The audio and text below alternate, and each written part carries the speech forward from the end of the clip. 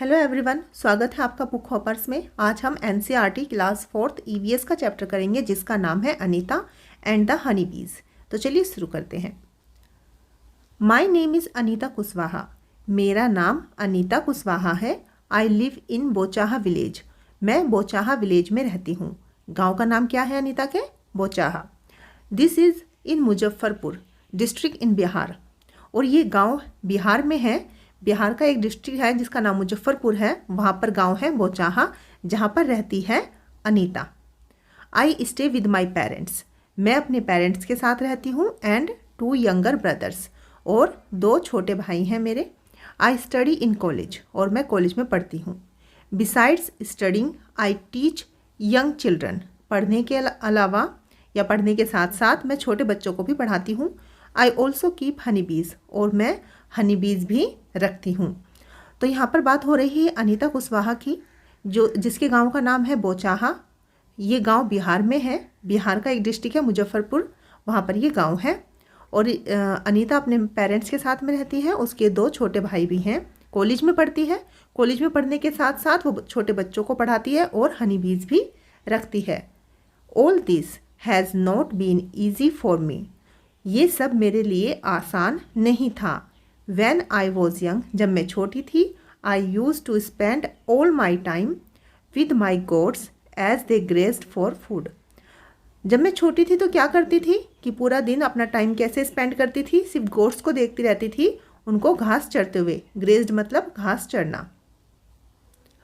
I always wanted to go to school. मैं हमेशा school जाना चाहती थी, but my parents did not like the idea of girls going to school. लेकिन मेरे पेरेंट्स को लड़कियों का स्कूल जाने का जो आइडिया था या लड़कियों का जो स्कूल जाना था वो पसंद नहीं था। A dream of school. One day, एक दिन, I peeped into the school in our village. एक दिन मैंने क्या किया कि जो हमारे गांव में स्कूल था वहाँ पर झांक कर देखा। पीप मतलब झांक कर देखना। I could not stay away. और मैं उस स्कूल से दूर नहीं रह पाई। I silently went and sat down behind the children. मैं धीरे से अंदर गई, साइलेंटली, बिना आवाज़ के अंदर गई और जो बच्चे वहाँ पर बैठे हुए थे उनके पीछे बैठ गई। I felt so happy. और मुझे इस बात से बहुत खुशी हुई। I went home. मैं घर वापस गई and picked up courage to talk to my parents about going to school. और घर जाने के बाद मैंने हिम्मत इकट्ठी की, अपनी हिम्मत बटोरी और अपने पेरेंट्स से स्कूल जाने के लिए बात की। But they told me. लेकिन उन्होंने मुझे क्या कहा? They told me clearly. उन्होंने मुझे साफ साफ कहा that I could not do so, कि मैं स्कूल नहीं जा सकती। That day I cried and cried. उस दिन मैं बहुत रोई। तो अनीता स्कूल जाना चाहती है लेकिन उसके पेरेंट्स उसको मना कर देते हैं कि वो स्कूल नहीं जा सकती है। तो स्कूल वो कैसे जाएगी आगे हम इस चैप्टर में पढ़ेंगे। One of the teachers in my village. मेरे गांव के ही एक टीचर ने एक्सप्लेन टू माई पेरेंट्स। मेरे पेरेंट्स को ये बात समझाई। Why it is important to study, कि पढ़ना ज़रूरी क्यों होता है। ये बात एक टीचर ने उसके पेरेंट्स को समझाई। The teacher told them. Teacher ने उन्हें बताया that they would not have to pay anything. Teacher ने उन्हें बताया कि उनको कुछ भी पे नहीं करना होगा, मतलब कोई भी चीज़ उनको नहीं देनी होगी।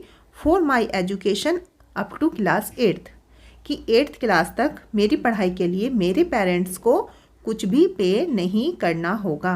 The teacher said that it was the right of every child to go to school. Teacher ने बताया कि हर बच्चे का अधिकार है, हर बच्चे का अधिकार है कि वो स्कूल जाए। Somehow my parents agreed. और इस बात से किसी तरह से मेरे पेरेंट्स एग्री हो गए मुझे स्कूल भेजने के लिए। I started going to school. और मैंने स्कूल जाना शुरू कर दिया। I did not get high marks. मुझे बहुत ज़्यादा मार्क्स नहीं मिलते थे, but I always asked my questions. लेकिन मैं हमेशा ही सवाल पूछती थी। आस्क मैनी क्वेश्चंस, बहुत सारे सवाल मैं पूछती थी।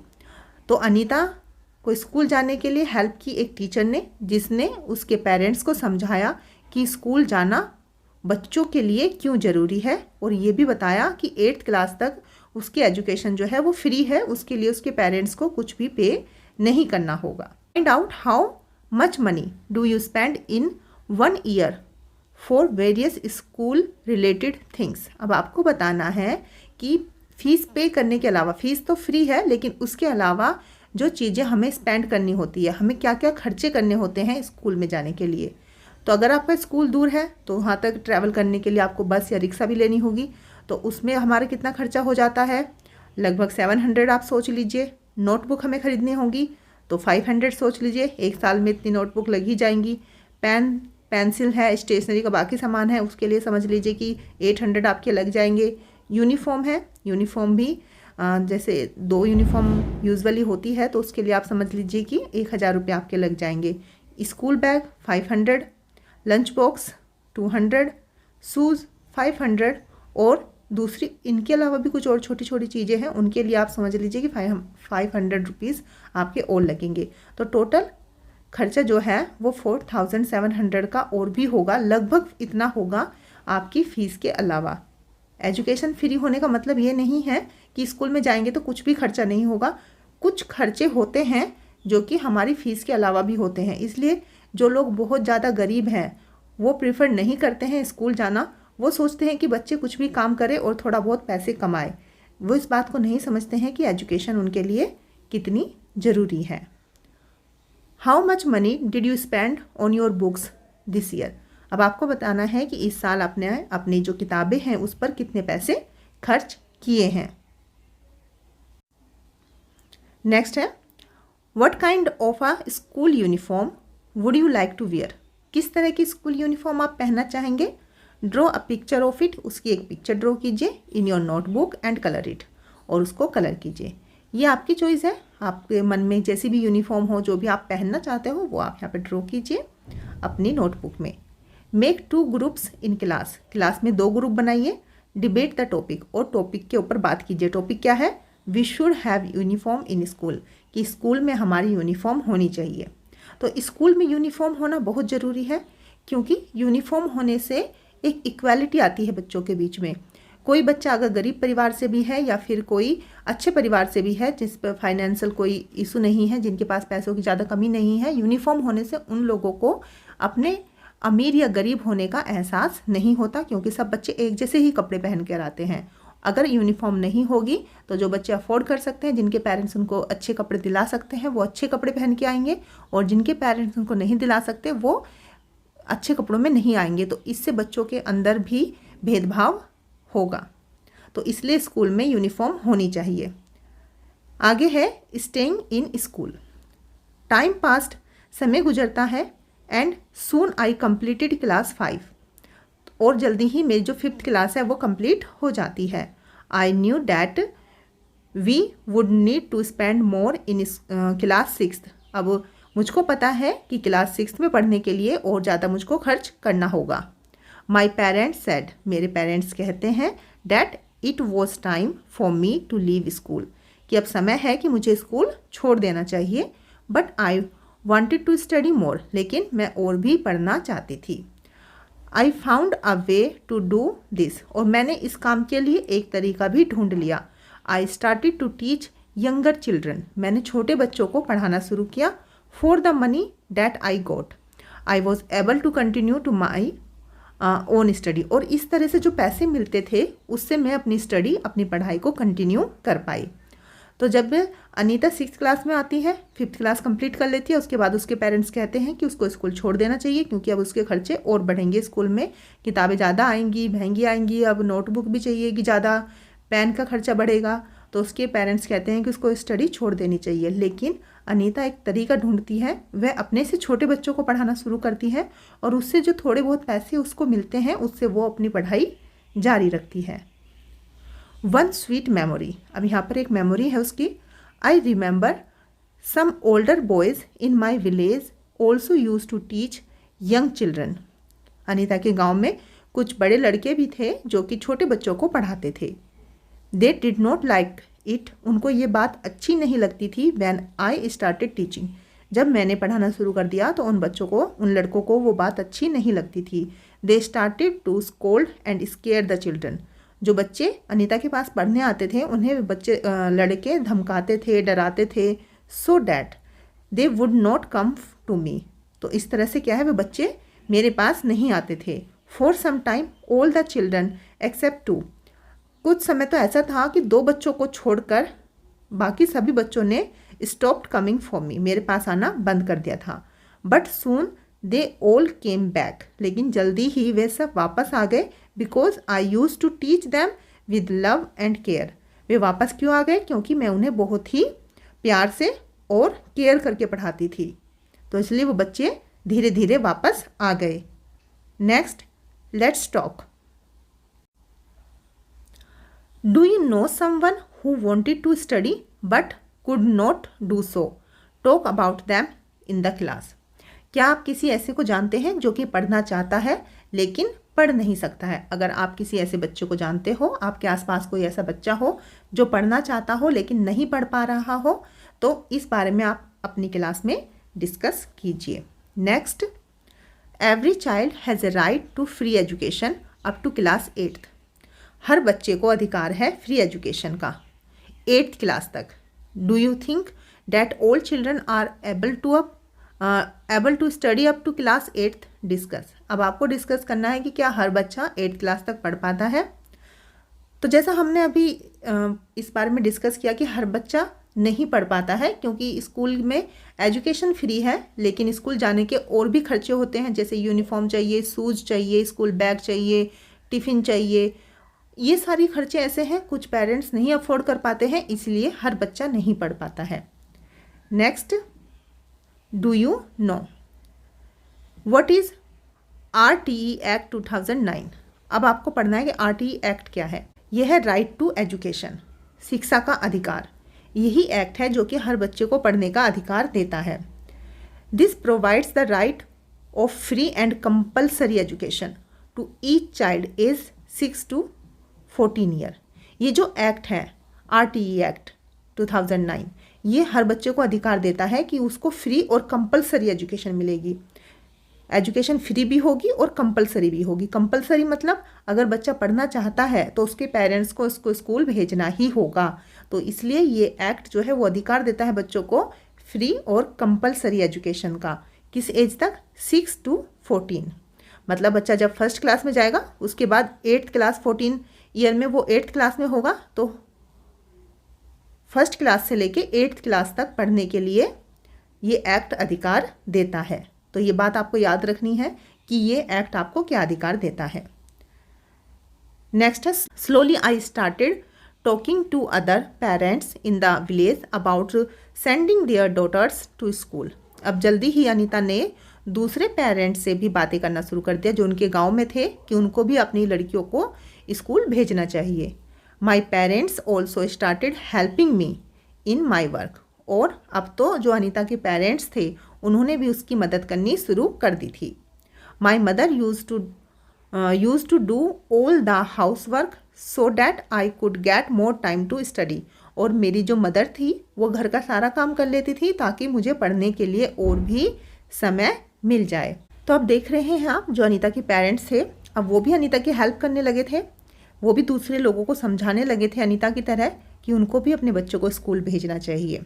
और अनीता की जो मदर थी वो भी घर का सारा काम कर लेती थी ताकि अनीता ज़्यादा से ज़्यादा समय अपनी पढ़ाई को दे सके। Next, a secret. एक सीक्रेट है जो अनीता आपके साथ में शेयर कर रही है। I learn how to ride a motorcycle. तो अनीता ने मोटरसाइकिल चलाना सीख लिया था। I did not tell anyone. मैंने किसी को नहीं बताया। I fell down and got hurt many time. मैं बहुत बार गिरी और बहुत बार मुझे चोट लगी। But I was happy. लेकिन मैं खुश थी। अब पढ़ाई के साथ साथ अनीता ने मोटरसाइकिल भी चलाना सीख लिया था, जिसमें उसको चोट भी लगी, वो काफ़ी बार गिरी, लेकिन उसके बाद भी वो इस बात से खुश थी। Next, from school to bee keeping. अब हमने देखा कि अनीता स्कूल पढ़ती है लेकिन वो बी कीपिंग भी कर रही है। बी कीपिंग उसने कैसे शुरू की, चलिए पढ़ते हैं। देयर आर मैनी लीची ट्रीज इन आर एरिया। हमारे एरिया में बहुत सारे लीची के पेड़ थे। Honey bees are attracted to the लीची फ्लावर्स। और जो हनी बीज हैं वो अट्रैक्ट होती हैं, आकर्षित होती है किससे? जो लीची के फ्लावर्स होते हैं उनसे। Many people do bee keeping and collect honey. बहुत लोग वहाँ पे बी कीपिंग करते हैं और हनी कलेक्ट करते हैं। I thought that I could also do this. मैंने सोचा कि मैं भी ऐसा कर सकती हूँ। I joined a course. मैंने एक कोर्स ज्वाइन किया। Run by the government to learn about this. ये कोर्स चलाया जा रहा था सरकार के द्वारा, जो लोगों को सिखाती थी बी कीपिंग के बारे में।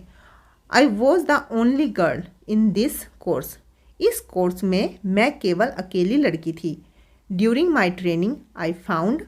अपनी ट्रेनिंग के दौरान मैंने क्या पाया? That honey bees lay their egg from October to December. तो जो हनी बीज है वो अंडे कब देती है? वो देती है अक्टूबर से दिसंबर के बीच में अपने अंडे देती है। This was the best time to start bee keeping. और ये बेस्ट टाइम होता है किस चीज़ के लिए? बी कीपिंग के लिए। तो सबसे बेस्ट टाइम होता है अक्टूबर से दिसंबर के बीच का, क्योंकि उस टाइम जो हनी बी है वो अंडे देती है। अगर आप कुछ थोड़ी सी हनी बी भी लेके आएंगे और उसके बाद इस टाइम पे वो अंडे देगी तो आपके जो हनी बी हैं वो बहुत सारी हो जाएंगी और इस तरह से आपको कम खर्च में ज़्यादा जो बीज हैं वो मिल जाएगी। अनीता ने एक कोर्स ज्वाइन किया जो कि सरकार द्वारा चलाया जा रहा था, जिससे उसने बी कीपिंग का जो तरीका था वो सीखा और अब उसने बी कीपिंग भी शुरू कर दी। How have you seen an insects near flowers. क्या आपने फ्लावर्स के आसपास कोई इंसेक्ट देखे हैं? Find out their names and write. अब आप उनका नाम पता कीजिए और लिखिए। तो जहाँ पे फूल होते हैं वहाँ पे इंसेक्ट आ ही जाते हैं, तो आप लिखेंगे yes I have seen insect near flowers, they are butterflies and honey bees. तो बटरफ्लाइज और हनी बीज अक्सर फ्लावर्स के आसपास आ ही जाती है। Draw and colour their picture in the notebook. अब आपको क्या करना है? नोटबुक में पिक्चर ड्रॉ करनी है। किसकी?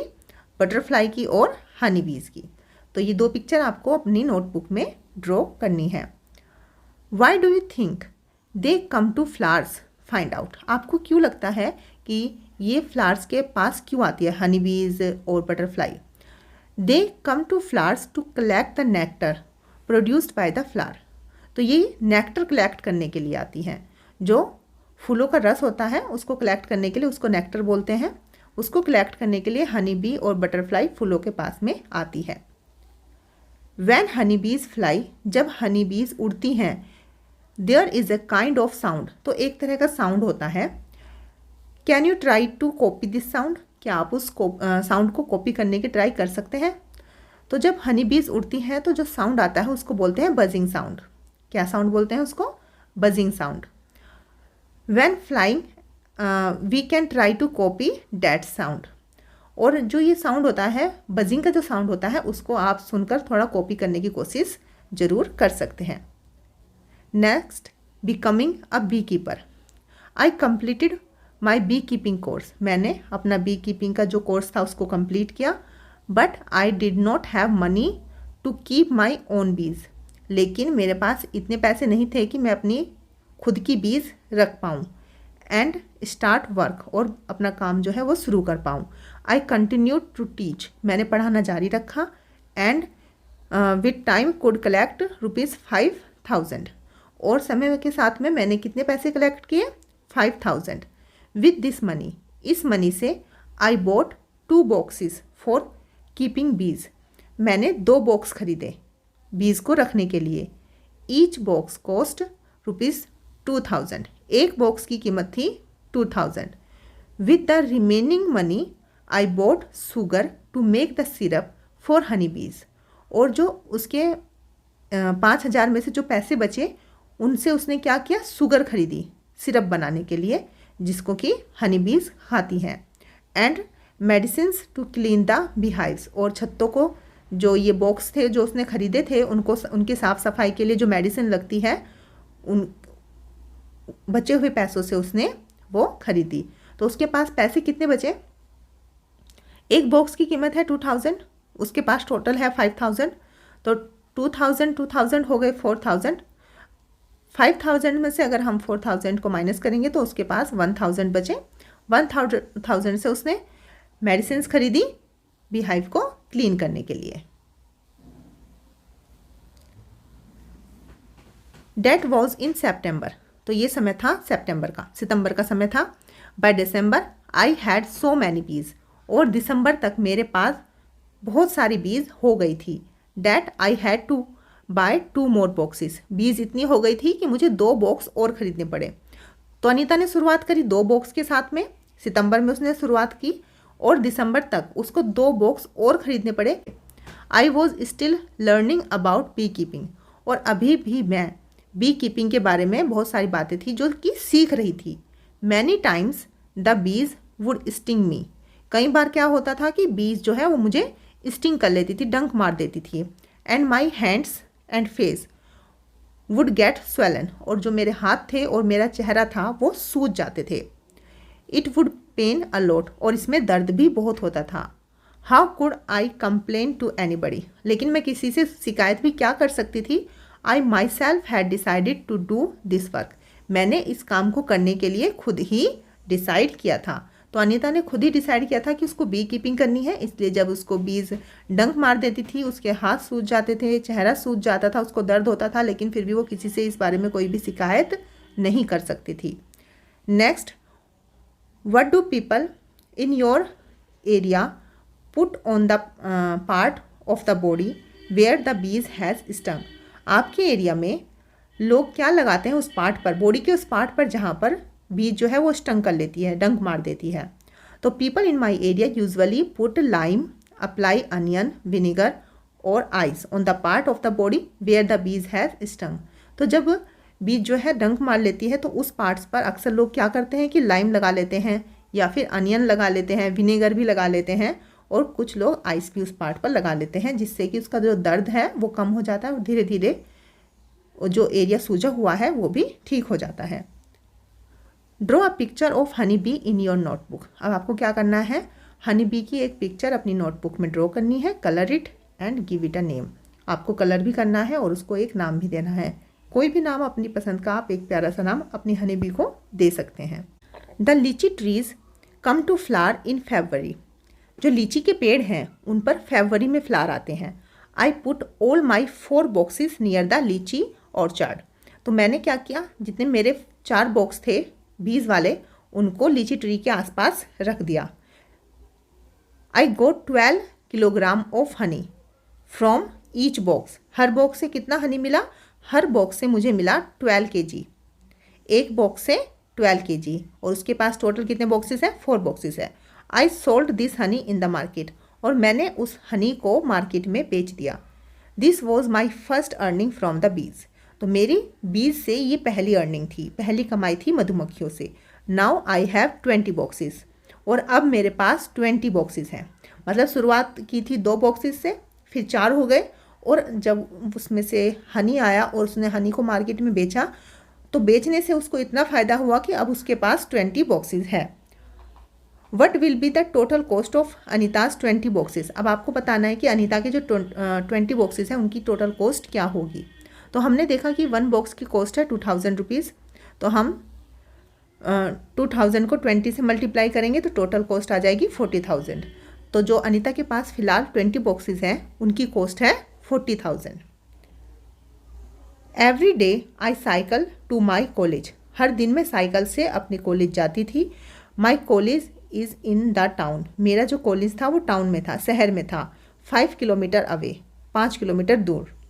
When I go to college, my mother prepare the syrup for the bees, जब मैं कॉलेज जाती थी तो जो मेरी मदर थी वो बीज के लिए सिरप प्रिपेयर करती थी, तैयार करती थी। My father look after the bees, मेरे जो पिता थे वो मधुमक्खियों की देखभाल करते थे। And takes the honey out of the boxes, और बॉक्सेस में से हनी बाहर निकालते थे। Now you also know a lot about Anita, अब आप अनीता के बारे में काफ़ी कुछ जानते हैं। इस चैप्टर का बचा हुआ पार्ट हम नेक्स्ट वीडियो में करेंगे। आई होप आपको यहाँ तक ये चैप्टर समझ में आ गया होगा। आपको वीडियो अच्छी लगी हो तो वीडियो को लाइक करना और चैनल को सब्सक्राइब करना। ओके बच्चों, बाय।